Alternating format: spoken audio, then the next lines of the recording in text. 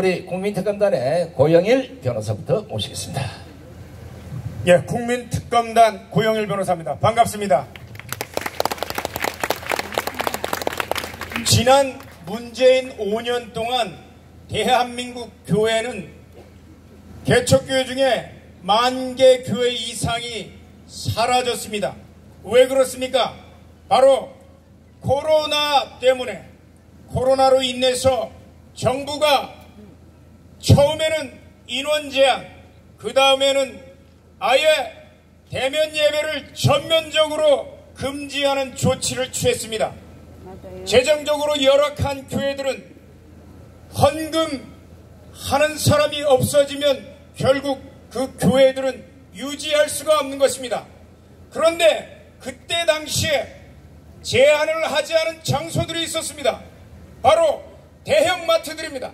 대형마트와 백화점은 단 한 군데도 제한을 하지 않았습니다. 그렇다면 이게 무슨 얘기를 하는 겁니까? 대한민국 헌법에서 보장된 종교의 자유가, 그것도 정신적인 종교의 자유가 영업을 하는 상업적인 자유보다, 경제적인 자유보다 훨씬 못하다는 바로 사회주의 사상을 반영한 정책을 문재인 정권이 시행했다는 것입니다. 그것 때문에 대한민국 교회는 10,000개 교회 이상이 사라졌습니다. 그러면 똑같은 코로나 상황에서 다른 나라는 어땠습니까? 북유럽의 덴마크 같은 덴마크 같은 곳에는 아예 제한을 하지 않았습니다. 그럼 대한민국이 영향을 받고 있는 미국은 어떻습니까? 미국은 2020년 11월 25일 미 연방 대법원에서는 뉴욕주 주지사 쿠오모 주지사가 레드 지역과 옐로 지역, 위험 지역과 덜 위험한 지역에 인원 제한을 했습니다. 50명, 25명으로 각 교회마다, 각 성당마다, 각 유대교 회당마다 인원 제한을 한 조치를 가지고 유대교와 천주교에서 소송을 제기했습니다. 결국 연방 대법원은 코로나 상황에서도 종교의 자유를 보장한 미 연방 수정헌법 1조를 무시할 수 없다, 이렇게 제안하는 것은 미 연방 헌법에 위반된다고 판결을 해서 그렇게 제안하는 조치가 미 연방 헌법에 위반된다고 명백히 판단해서 그런 제안을 철폐했습니다. 그러면 주마다 다르지 않느냐? 그러나 연방 대법원 판결은 각 주에 미칩니다. 그 뒤 4개월 뒤인 2021년 2월 5일 캘리포니아 주가 미국에서는 가장 진보적인 성향이 강한 주입니다. 캘리포니아 주지사 게빈 뉴섬 주지사가 똑같이 동일하게 실내 예배에 대해서 제한을 했습니다. 여기에 대해서 사우스베이 유나이티드 처치와 또 한 교회는 하베스트 락 처치라는 그 두 교회가 다시금 소송을 제기했습니다. 실내 예배를 제한하면서 왜 백화점에는 제한하지 않느냐? 이게 평등의 원칙에 위배된다, 수정헌법 1조에 위반된다고 이들은 소송을 제기했습니다. 어떻게 됐을까요? 가장 최근에 나온 판결이 2021년 2월 5일 연방 대법원에서 캘리포니아 게빈 뉴섬 주지사가 예배를 제한하는 조치도 마찬가지로 연방 헌법에 위반된다고 명백히 판결을 했습니다. 자유민주주의 사회에서 종교의 자유와 양심의 자유는 정치적 기본권의 핵심을 이루는 것입니다. 그 두 자유가 보장되지 않는 한 나머지 모든 자유는 영업의 자유를 포함한 상업적인 자유 다 인정되지 않는 것입니다. 그럼 미국에서는 그렇게 하는 것이 국민들의 감정에 맞고 헌법에 위반되지 않는데 대한민국이라고 다르겠습니까? 지난 금요일 서울시가 사랑제일교회를 상대로 제기한 46억 소송, 그 전 한 달 전에 제기했던 국민건강보험공단이 제기했던 소송, 사랑제일교회 근처에 있는 상인들이 제기했던 소송 모두에서 사랑제일교회가 승소를 했습니다. 대한민국의 법원 역시 문재인 정권이 물러나자마자 사랑제일교회가 코로나의 발원지도 아니고 사랑제일교회를 통해서 확산되거나 8.15 집회를 통해서 확산되었다는 증거가 없다고 명백하게 판결하면서 승소를 했습니다. 앞으로 남은 서울시 교통공단이 제기하는 소송도 남아있지만 당연히 저희들은 승소할 것이라고 생각하고 있습니다. 여기서 중요한 것은 사랑제일교회만 이런 핍박을 당한 것이 아니라 대한민국 내에 있는 수많은 교회가, 전국의 5만 교회가 동일한 핍박을 당했습니다. 그렇기 때문에 저희들 특검단은 자교총과 연합해서 신청을 받아서 전국 교회 한 교회당 1,000만 원씩 국가를 상대로 국가배상 청구 소송을 제기할 예정입니다. 종전 정부에 대한 책임을 묻는 것입니다. 거기에 대해서 결정권자는 누구였습니까? 바로 문재인과 질병관리청장 정은경이었습니다. 서울시는 박원순이가 죽은 뒤에 직무대행을 했던 서정엽 직무대행자입니다. 이들을 상대로 대한민국과 문재인 그리고 질병관리청장했던 정은경 그리고 서정엽을 상대로 저희들은 국가배상 청구 소송을 제기할 것이며 또한 문재인 개인에 대한 그리고 정경 개인에 대한 서정엽 개인의 재산에 대해서 가압류를 동시에 진행하면서 소송을 제기할 예정입니다. 그 뒤에 각 교회당 피해를 최소한 1,000만 원입니다. 최소한 1,000만 원. 1,000만 원 일부 청구로서 소송을 한 뒤에 그들은 대한민국 땅에서 헌법을 위반한 자들, 헌법을 위반해서 종교의 자유를 침해한 자들에 대해서 자손대대로 책임을 물을 것임을 이 자리에서 천명하는 바입니다. 감사합니다. 자, 우리 고영애 변호사님 말씀 잘 들었죠? 여러분들 아마 기억하고 계실 텐데 문재인 정권 5년 동안 코로나를 통해서 특정 세력을 탄압하고 특정 유명인사를 탄압하고 특정 교회를 탄압하고 특정 종교를 탄압했다는 건 이미 다 세상에 드러났습니다. 이 자들은 이걸 이용해서 지난 상구 대선에도 쓰레기 봉투와 쇼핑폭에 담아서 뭔가를 작당하려고 했던 것이 세상에 다 드러났습니다. 이제 더 이상 거짓으로 진실을 이길 수 없다는 건 지난 문재인 정권 5년, 윤석열 정권 1년 만에 세상에 모두 다 드러났습니다. 자, 오늘 이 기자회견을 왜 하고 어떤 형태로 진행이 되고 또 어떤 피해를 입고 이런 다양한 문제에 대해서는 우리 국민특검단의 구조화 변호사께서 직접 설명하십니다. 네, 반갑습니다. 국민특검단 구조화 변호사입니다. 자교총과 국민특검단의 공동 성명서를 낭독하고 부연 설명해 드리겠습니다. 코로나19를 핑계로 예배 금지한 문재인 정부의 손해배상 청구한다. 지난 문재인 정부를 두 단어로 표현하자면 북한과 코로나19일 것이다. 자나깨나 북한 생각뿐이었고 코로나19를 핑계로 문재인 정부는 대한민국의 헌법과 자유를 말살하려 했다. 침해된 헌법상 기본권으로는 종교의 자유, 집회의 자유, 영업의 자유, 사생활의 자유가 대표적이다. 유난히 문재인 정부는 예배를 탄압했고 실내에서 다수가 밀집할 수밖에 없는 지하철, 버스, 백화점, 회사, 사무실 등에는 아무런 인원 제한을 하지 않았으면서도 예배에 대하여는 전면 금지, 19명 제한 등 가장 저질스럽고 수준 낮으며 미개한 정책을 펼쳤다. 안타깝게도 대부분의 한국 교회는 문재인과 정은경에게 굴복하고 엎드렸다. 한국 교회 역사의 가장 치욕적인 사건이다. 문재인 정부가 이토록 교회를 탄압한 이유는 교회에서 코로나19가 주로 확산되었기 때문이라는 것인데 이는 처음부터 근거 없는 것이었고 최근 판결을 통해 밝혀지기도 했다. 박원순 전 서울시장은 2020년 3월 22일 사랑제일교회가 거리두기 등의 방역수칙을 위반했다는 이유로 집회 금지 명령을 했고 이후 예배를 드렸다는 이유로 총 14명의 교역자들을 감염병 예방법 위반 혐의로 형사재판에 넘겼으며 서울 북부지방법원은 2022년 11월 9일 기소된 14명 전원에게 무죄 판결을 선고했다.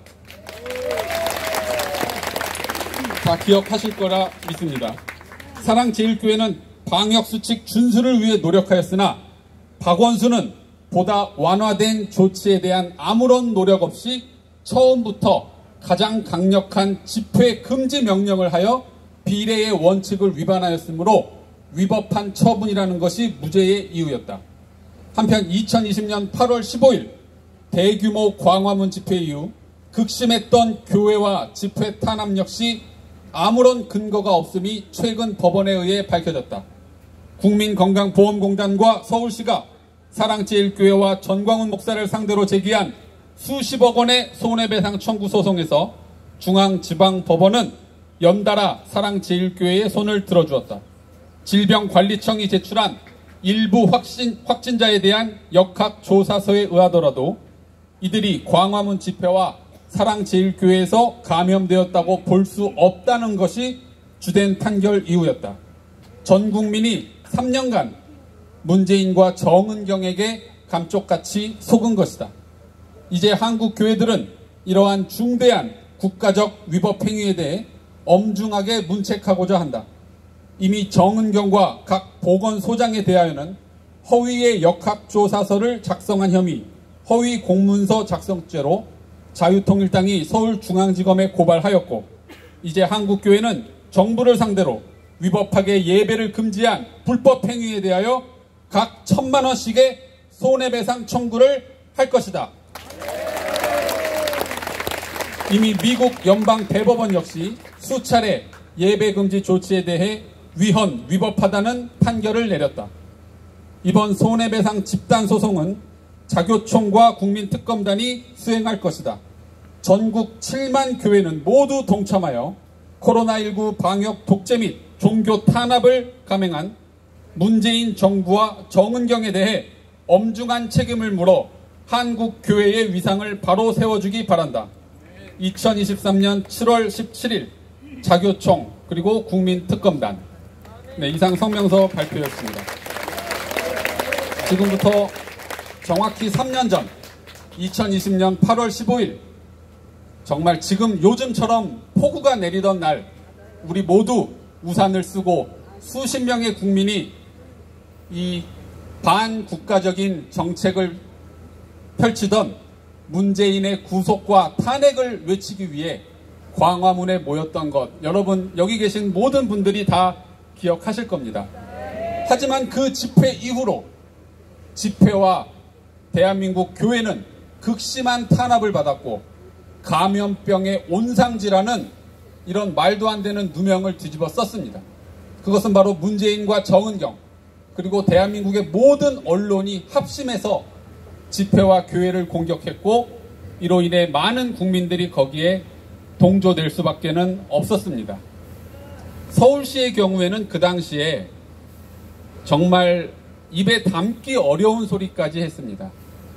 교회에 비치된 성경책과 찬송가 책은 더러운 책이기 때문에 손도 대지 말라라는 이런 정말 극심한 이게 바로 뭡니까?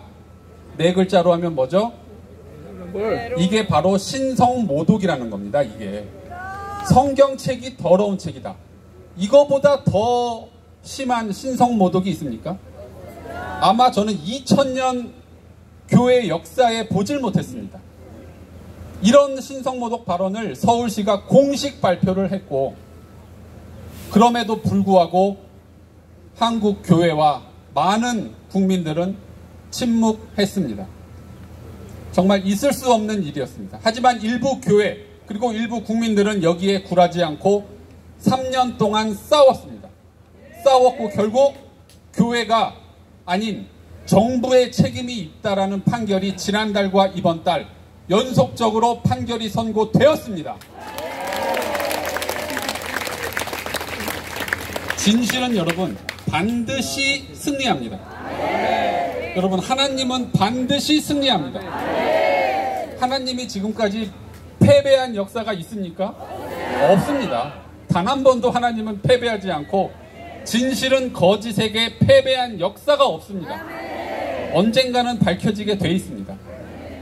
이제 우리 한국 교회는 더 이상 침묵하지 않고 이러한 반역적인 헌법 파괴를 일삼은 문재인과 정은경을 상대로 국가배상을 진행할 것입니다.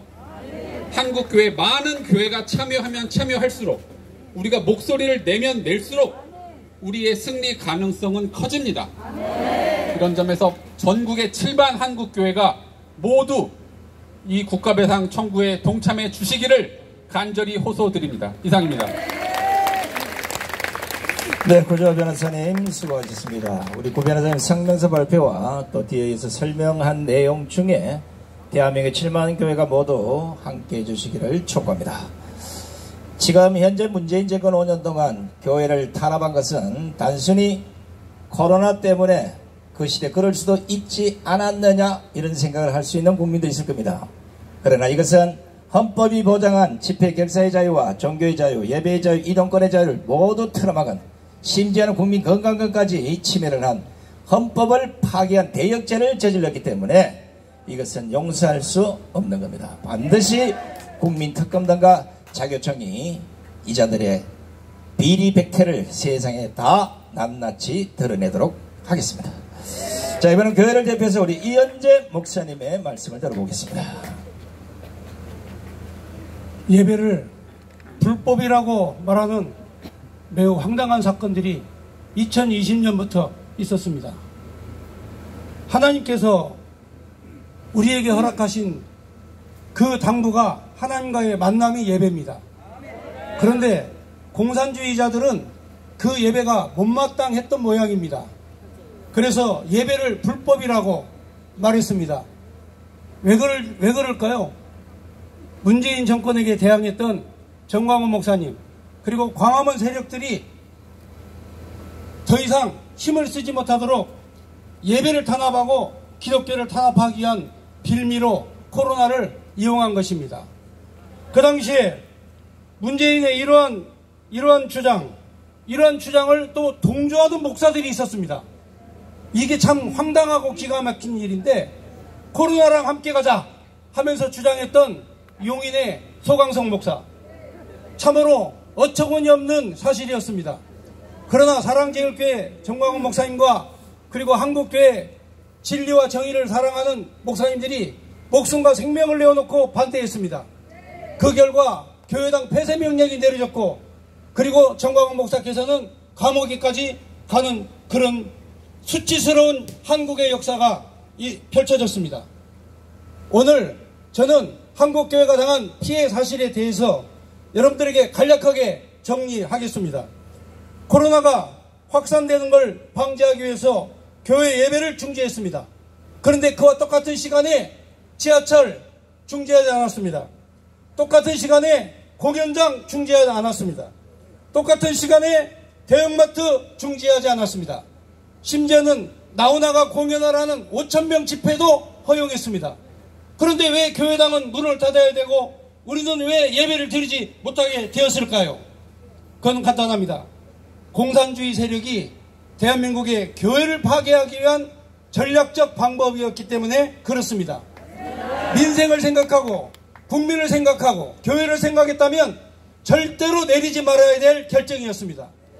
그러므로 우리는 사회주의, 공산주의, 그리고 빨치산의 후에 빨갱이들에 의해서 교회가 핍박을 당했습니다. 이러므로 우리는 응당 그들에게 집단 소송을 해야 됩니다. 그래서 한국교회는 힘을 합해서 그들에게 그동안 당했던 손해배상에 대하여 집단 소송을 하기로 한 것입니다.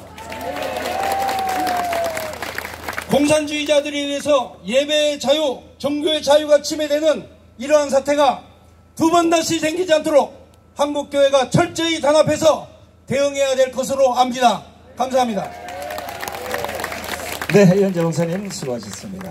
자, 정리를 하자면 좌파 정권이 무슨 지지를 할 수는 있습니다. 그러나 예배 자유를 막고 기독교를 탄압하는 생각은 나라를 공산화로 끌고 가자는 그 목적밖에는 다른 게 없습니다. 이제 윤석열 대통령이 반국가 세력을 처단할 거로 봅니다. 지난 문재인 정권 5년 동안 코로나를 이용해서 마스크 커넥션, 백신 커넥션, 신약 커넥션 이것들이 세상에 다 밝혀질 겁니다. 다행히 이제 사법부도 어느 정도 정신을 차려서 우리 국민특검단이 소송전에 나섰던 정광 목사님의 진짜 얼토당토 않는 서울시 건강보험공단이 저질렀던 이런 잘못들이 백일화에 드러나고 있는 만큼 앞으로 우리 국민특검단과 자교청이 전국교회를 대표해서 손해배상 청구만 아니라 이들이 어떤 작태를 벌였는지를 세상에 낱낱이 고하는 그 첫걸음이 오늘 기자회견이 되기를 간절히 기도드리면서 오늘 기자회견을 모두 마치도록 하겠습니다. 함께해 주신 각 언론사 기자 여러분, 그리고 유튜브 여러분, 그리고 함께해 주신 우리 애국 시민 여러분 대단히 고맙습니다.